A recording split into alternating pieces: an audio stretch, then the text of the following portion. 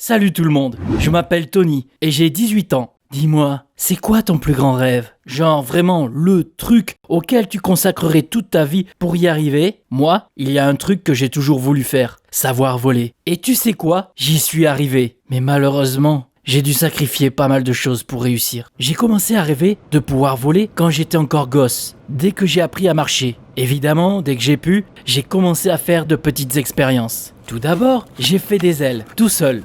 Et j'ai essayé de m'envoler à partir d'un fauteuil en les utilisant. Bon, bien évidemment, mon premier vol s'est terminé par une bonne grosse bosse sur le front. Mais en grandissant, j'ai commencé à inventer d'autres appareils qui me permettraient de voler. Genre, au lycée, j'ai transformé mon vélo en hélicoptère et j'ai sauté du toit avec. Pour être honnête, le vol était plutôt court et s'est terminé par une jambe cassée. Mais ça ne m'a pas arrêté. Plus j'avançais dans la vie, plus je lisais des livres et regardais des vidéos sur comment voler. Mon père était agriculteur, donc j'avais un garage immense avec plein d'outils à ma disposition. C'est là que j'ai commencé à inventer mes trucs. Mais un jour, j'ai vu une vidéo où un gars faisait la démonstration d'une combinaison de vol qu'il avait fabriquée lui-même. J'ai compris que c'était exactement ce dont j'avais besoin. J'ai passé pas mal de temps à étudier le fonctionnement de sa combinaison, à dessiner les plans et à trouver les pièces qu'il me fallait sur internet. Quand mon père a découvert ce que je faisais, il m'a demandé d'arrêter mes expériences. Il me disait que c'était trop dangereux.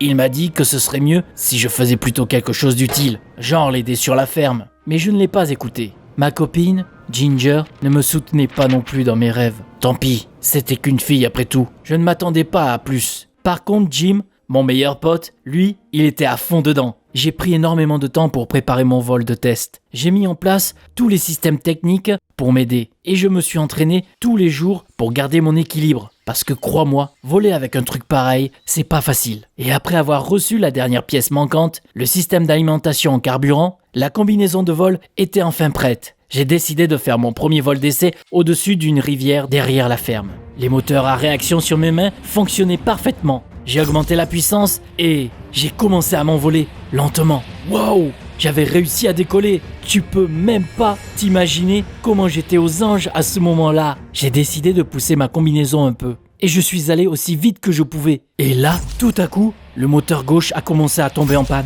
Et j'ai perdu le contrôle. Qu'est-ce qui se passe? J'ai touché l'eau à une vitesse vertigineuse. J'ai rebondi sur la surface de la rivière. Et finalement, je me suis retrouvé sur le rivage où je me suis écrasé contre un rocher. Je me suis réveillé à l'hôpital. Le médecin m'a dit que j'avais eu de la chance. Je n'ai eu qu'une légère commotion cérébrale. Bon, ça va. Mais ce qui m'inquiétait vraiment, c'était ce qui était arrivé à ma combinaison. Pourquoi elle est tombée en panne comme ça tout d'un coup? Après tout, tous mes calculs étaient corrects et j'avais tout revérifié au moins une centaine de fois.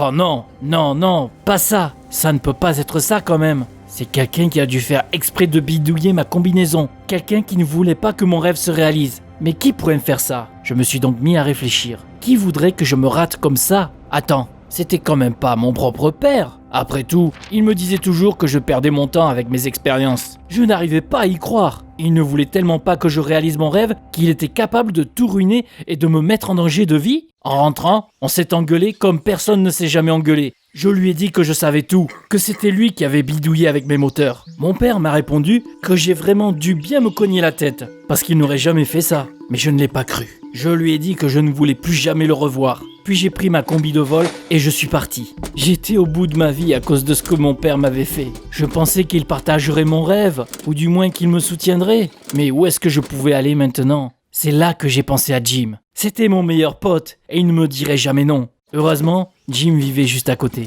Je suis allé chez lui et je lui ai demandé s'il pouvait m'héberger quelque temps. Jim a accepté, mais je ne sais pas pourquoi, sans beaucoup d'enthousiasme. On aurait vraiment dit qu'il n'était pas content que je sois là. Mais bon, je n'avais nulle part d'autre où aller, donc j'ai vite sorti cette idée de ma tête. J'ai commencé à réparer ma combinaison dans le garage de Jim. Ça me prenait absolument tout mon temps, mais je voulais voler de nouveau, ressentir cette sensation tellement magique, celle d'être libre dans les airs. Et puis un jour, tout était prêt. Ma combi volante fonctionnait à nouveau. J'étais tellement heureux que la première chose que je voulais faire, c'était de partager la nouvelle avec Ginger, ma copine. Je l'ai donc appelée, mais elle m'a dit qu'elle ne pouvait pas venir parce qu'elle avait beaucoup trop de devoirs à l'université. J'étais un peu déçu au début, mais après j'ai pensé à une bonne blague à lui faire. J'ai pris ma combi de vol et je suis parti chez elle. Elle habitait au 3e étage et j'imaginais déjà sa tête quand elle me verrait suspendu en l'air devant sa fenêtre. J'ai démarré les moteurs et je me suis envolé tout doucement. La combi fonctionnait comme prévu. Je volais. Je me suis approché de la fenêtre de ma copine, doucement pour pas me taper contre l'immeuble. Et j'ai regardé à l'intérieur. Mais quoi? Elle n'était pas du tout là à faire ses devoirs en fait. Et mieux encore, elle était pas seule. Ouais, il y avait Jim qui était assis à côté d'elle. Elles étaient en train de s'embrasser. J'ai perdu l'équilibre à cause du choc et j'ai failli tomber. J'ai réussi à descendre d'une manière ou d'une autre et je me suis assis par terre. Qu'est-ce que je viens de voir là? Je n'en croyais pas mes yeux. Ginger me mentait, me trompait. Maintenant, je savais où Jim traînait après le boulot. Ils sortaient ensemble dans mon dos. Je me suis mis à marcher et je réfléchissais à ce que je venais de voir. Puis j'ai tout compris. Mon accident, c'était pas du tout un accident. C'était pas non plus mon père qui avait touché à ma combi. C'était Jim. Il avait dû casser quelque chose dans le moteur pour qu'il déconne comme ça, pour qu'il m'arrive un truc vraiment grave et pour qu'il puisse être tranquillement avec Ginger. Je suis sûr qu'elle aussi était au courant de tout ça. Tout d'un coup, j'ai eu le vertige. Je ne m'attendais pas du tout à me faire trahir comme ça par les personnes les plus proches de moi. J'aurais pu crever sur place quoi. S'ils avaient réussi, ça aurait fait d'eux des criminels. Je me suis dit qu'il fallait que je les fasse payer pour ce qu'ils m'ont fait.